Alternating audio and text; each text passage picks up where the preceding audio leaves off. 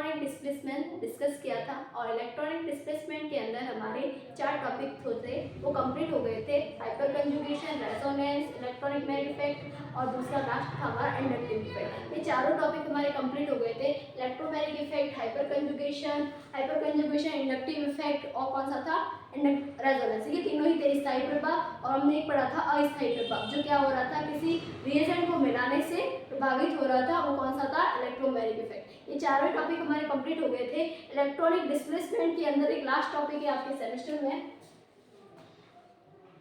Bond cleavage.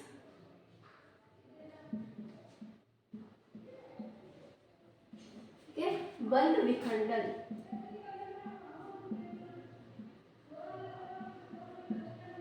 ये जो बंध विखंडन है, ये बंध विखंडन कितने प्रकार का होता है? 2 प्रकार। अब पहले ये देखते हैं कि बंध विखंडन क्यों होता है।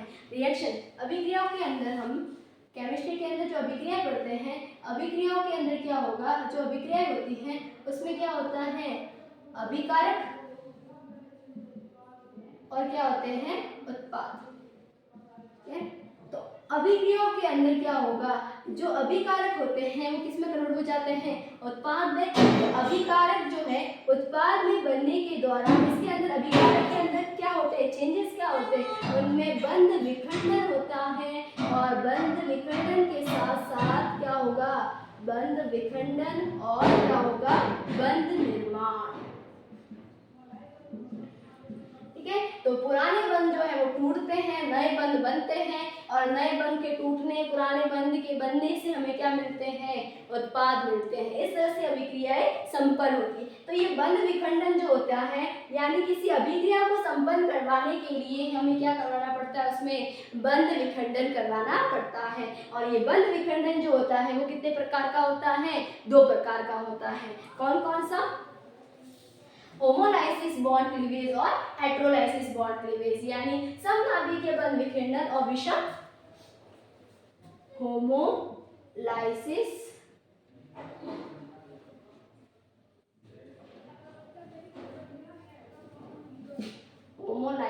बॉन्ड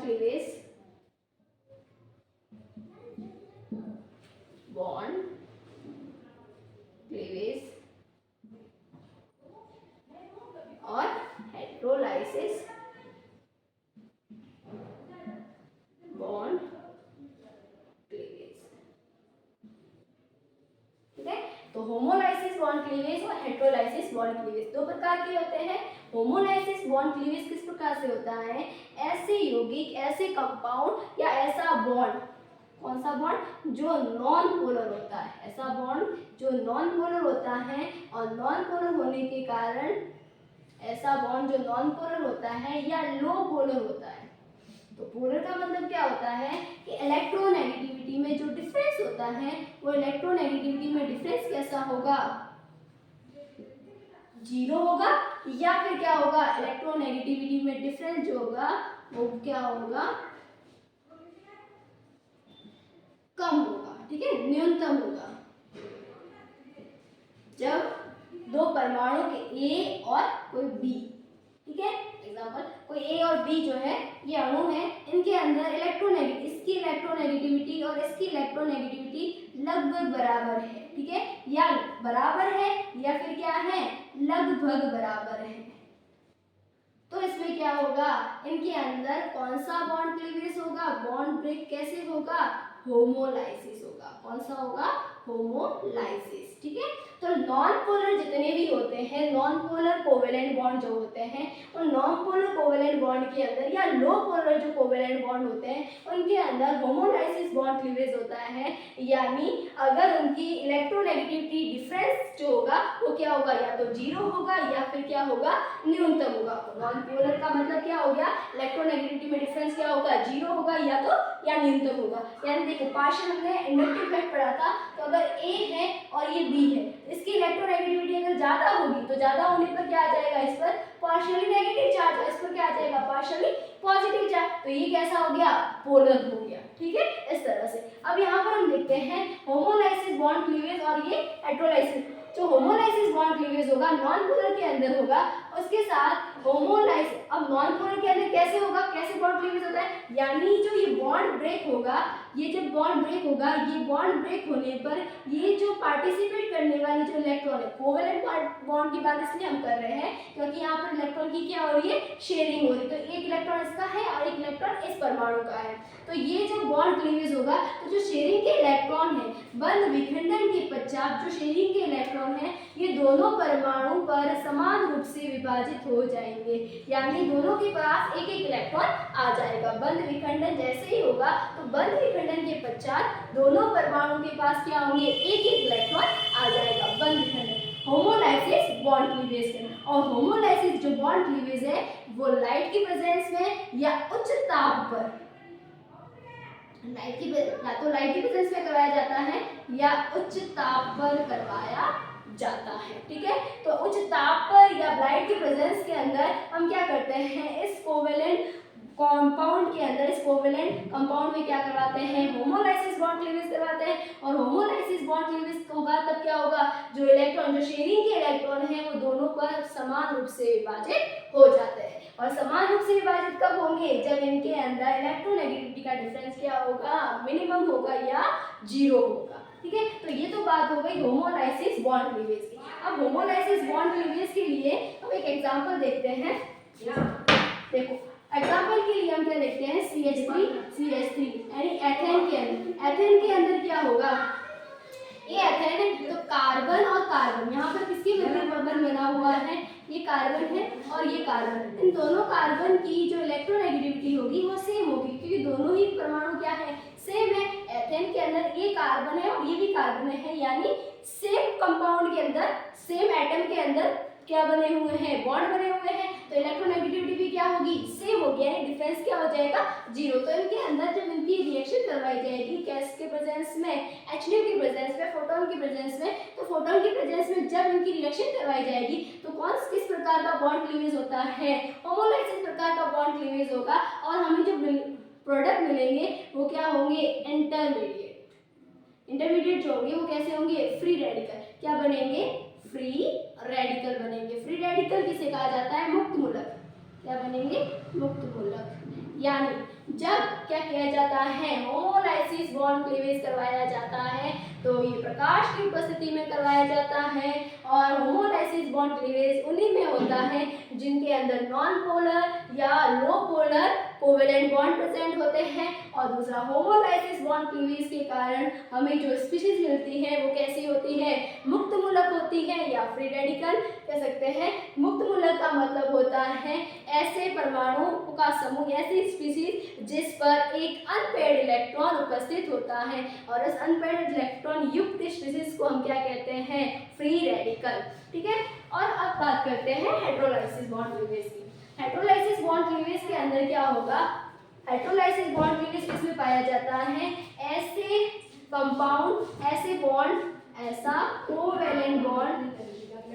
ठीक है, कोवेलेंट बॉन्ड कौन सा होना चाहिए, पोलर। ठीक है, तो जो पोलर कोवेलेंट बॉन्ड होते हैं उनके अंदर हेटेरोलाइसिस बॉन्ड क्लीवेज होता है। पोलर का मतलब कि यहाँ पर हाइड्रोजन और ये है क्लोरीन, तो यहाँ पर हाइड्रोजन की इलेक्ट्रोनेगेटिविटी जो है वो क्या होगी, न्यूनतम है, मिनिमम है, और क्लोरीन के कंपैरिजन में, और क्लोरीन की इलेक्ट्रोनेगेटिविटी बहुत ज्यादा है। तो यहाँ पर क्या हो गया, ये बॉन्ड कैसा हो गया, पोलर हो गया। कैसे पोलर हो गया, इंडक्टिव इफेक्ट में हमने पढ़ा था कि जिनकी इलेक्ट्रोनेगेटिविटी ज्यादा होगी बॉन्ड के इलेक्ट्रॉन हल्का सा उसकी तरफ क्या हो जाते हैं, शिफ्ट हो जाते हैं, और हल्के से उसकी तरफ शिफ्ट होने के कारण जिस और शिफ्ट होते हैं उस पर क्या आ जाता है, पार्शियल नेगेटिव चार्ज, और जिससे शिफ्ट होते हैं उस पर क्या आ जाता है, पार्शियल पॉजिटिव चार्ज। तो ये बॉन्ड कैसा हो गया, पोलर हो गया। ये कंपाउंड कैसा हो गया, पोलर हो गया, क्योंकि एक तरफ तो पॉजिटिव चार्ज और एक तरफ क्या आ गया, नेगेटिव। पार्शियल भी सही, पर पॉजिटिव और नेगेटिव चार्ज क्या हो गए, प्रेजेंस हो गई यहाँ पर। ठीक है, तो यहाँ प्रोड्यूस हो गए पार्शियल पॉजिटिव। जैसे हम एक चुंबक के अंदर देखते हैं ये पॉजिटिव और ये नेगेटिव, तो ये क्या होता है, नॉर्थ पोल होता है, एक साउथ पोल होता है। ठीक है, दो पोल होते हैं, तो इसी तरह से इसलिए इसको कहा जाता है पोलर, यानी पॉजिटिव और नेगेटिव चार्ज आ गए, ये पोलर हो गया। ठीक है, अब यहाँ पर क्या किया जाता है, इसका जो बॉन्ड क्लीवेज करवाया जाएगा, यानी अभिक्रिया करवाई जाएगी, तो तब ये बंध टूटेगा, बॉन्ड ब्रेक होगा, तो जो इलेक्ट्रॉन है, जो शेयरिंग के इलेक्ट्रॉन है वो होमोलाइसिस बॉन्ड की क्लीवेज की तरफ तरह नहीं एक एक दोनों पर विभाजित होंगे, जबकि इसकी इलेक्ट्रोनेगेटिविटी ज्यादा होने के कारण ये दोनों ही इलेक्ट्रॉन क्या होगा, इस पर शिफ्ट हो जाएंगे और ये तो H+ की फॉर्म में ब्रेक हो जाएगा और ये क्या हो जाएगा, क्लोरीन माइनस की फॉर्म में। तो इसका मतलब हेटेरोलाइसिस बॉन्ड क्लीवेज से हमें क्या मिलता है, एक तो धनात्मक सीरीज मिलती है, धनात्मक स्पीशीज मिलती है, और एक कौन सी स्पीशीज मिलती है, धनात्मक के साथ ऋणात्मक स्पीशीज मिलती है। ठीक है, तो धनात्मक और ऋणात्मक स्पीशीज का निर्माण होता है हेटेरोलाइसिस बॉन्ड क्लीवेज के द्वारा। तो हेटेरोलाइसिस बॉन्ड क्लीवेज के द्वारा, हेटेरोलाइसिस बॉन्ड क्लीवेज किसमें होगा, कोवेलेंट बॉन्ड जो होगा वो पोलर होना चाहिए, और इसके अंदर कौन क्या बनता है, धनात्मक धन आयन व ऋण आयन बनते हैं, और इसके अंदर क्या बनते हैं, मुक्त मूलक का निर्माण होता है। ठीक है, इसमें क्या बनेंगे, मुक्त मूलक, और इसमें क्या बनेंगे, धन आयन व ऋण आयन। इंटरमीडिएट इनको कहा जाता है इंटरमीडिएट। और ये इंटरमीडिएट क्या होते हैं, जो अभिक्रिया के होने के दौरान बनते हैं, और जैसे ही अभिक्रिया संपन्न होती है उससे पहले ही वो क्या हो जाते हैं, समाप्त हो जाते हैं, उन्हें कहा जाता है इंटरमीडिएट। तो होमोलाइसिस बॉन्ड क्लीवेज और हेटेरोलाइसिस बॉन्ड क्लीवेज दो प्रकार के होते हैं। Homolysis bond cleavage non polar के अंदर होगा और लो पोलर के अंदर होगा। हेटेरोलाइसिस बॉन्ड क्लीवेज किसमें होगा, कोवेलेंट के अंदर होगा, और इसके अंदर क्या होता है, इलेक्ट्रोनेगेटिविटी में डिफरेंस होने के कारण उसमें क्या होगा, जिसकी इलेक्ट्रोनेगेटिविटी ज्यादा होगी बॉन्ड क्लीवेज होने के पश्चात वो जो बंध के इलेक्ट्रॉन है उस परमाणु पर, यानी एक ही परमाणु पर क्या हो जाते हैं, स्थानांतरित हो जाते हैं। तो इस प्रकार के विभाजन को, जिसमें बंध के इलेक्ट्रॉन विखंडन के पश्चात एक ही परमाणु पर स्थानांतरित हो जाते हैं, उसे हम क्या कहते हैं, हेटेरोलाइसिस बॉन्ड क्लीवेज। तो हमारा यहाँ का टॉपिक कंप्लीट होता है, होमोलाइसिस एंड हेटेरोलाइसिस।